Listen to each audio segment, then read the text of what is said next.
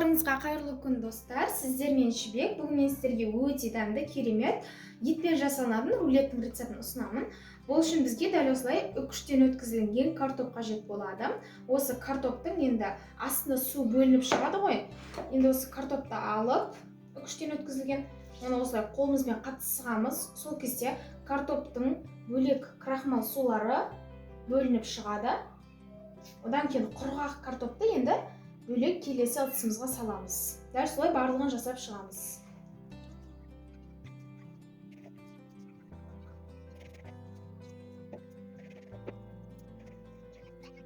Дәл осы біз картопқа осындай астық қосамыз. Одан кейін 2 жұмыртқа қосамыз. Ары қарай біз осылай сыр қосамыз. Үкіштен өткізілген сыр. Одан кейін татымына қарай дәл осылай бұрыш қосамыз. Ары қарай дәл осы қосылған заттарымыздың барлығын араластырып шығамыз.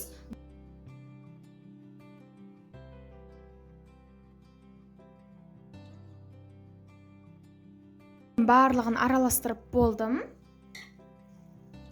Сол кезде ол осылай қоюлықты болып шығады. Енді қазір біз бұны табаға салып, духовкада пісіретін боламыз.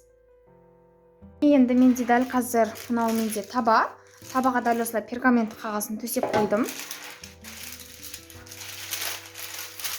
Енді ары қарай бағана біздің жасаған осы қамырымызды, яғни картопты біздің рулеттің сыртыңғы жағын осының ішіне салып, ары қарай рулет формасында қылып жасайтын боламыз.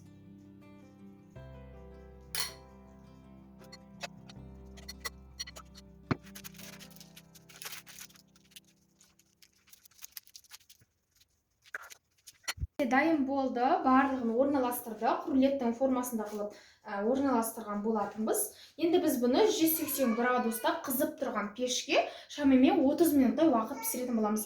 Бірақ бұл әрқалай уақытта пісуі мүмкін. Кейбіреулерінің бұл дәл осы духовканың қызу қуатына байланысты піседі. Осындай болып шығады. Енді духовкамызға салайық. Енді ол уақытта біз рулеттің арасына салынатын етті салмамызды дайындаймыз. Табамызды қызытып, оған май қосамыз. Одан кейін тартылған етімізді, яғни фаршты салып, жақсылап тұрып қуырамыз. Шамамен 5 минуттай. Одан кейін оның бетінен біз пиязымызды қосатын боламыз. Енді пияз жұмсарғанша, еттен бірге жұмсарғанша жақсылап тұрып қуырып аламыз. Одан кейін оның үстінен біз балқар бұрышын және де қызанақ, одан кейін аскөгімізді себеміз, тағы да араластырамыз. Одан кейін енді біз бір ас қасық қызанақ пастасын қосып, кішкене су қосып, қақпағын жауып, еті піскенше жақсылап тұрып пісіретін боламыз. Ол уақытта бізде бағанағы картопты дайын болды. Пеште пісірілген рулеттің сыртына қолданылатын. Енді осының бетіне бағанағы біздің қуырған фарштан жасалынған салмамызды саламыз.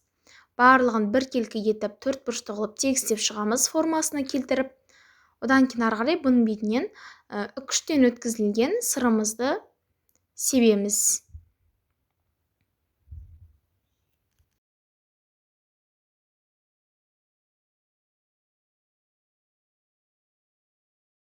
Енді ары қарай біз рулетімізді жинаймыз. Пергамент қағазының көмегімен рулетімізді орап шығамыз. Рулетті орап болған соң пергамент қағазының ортаңғы жағына қоямыз да, ары қарай осы пергамент қағазымен бірге қосып, табамызға қоямыз. Енді осы рулеттің бетінен біз үкіштен өткізілген сырымызды себеміз.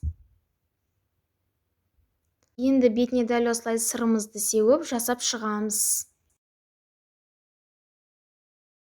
Енді ары қарай біз бұны 180 градуста қызып тұрған пеште шамамен 5 минуттай уақыт пісіреміз. Бетіндегі тұрған сыры балқыса болды. Сонымен рулетіміз дайын болып шығады. Рулет дайын болды, рулет осында болып шығады.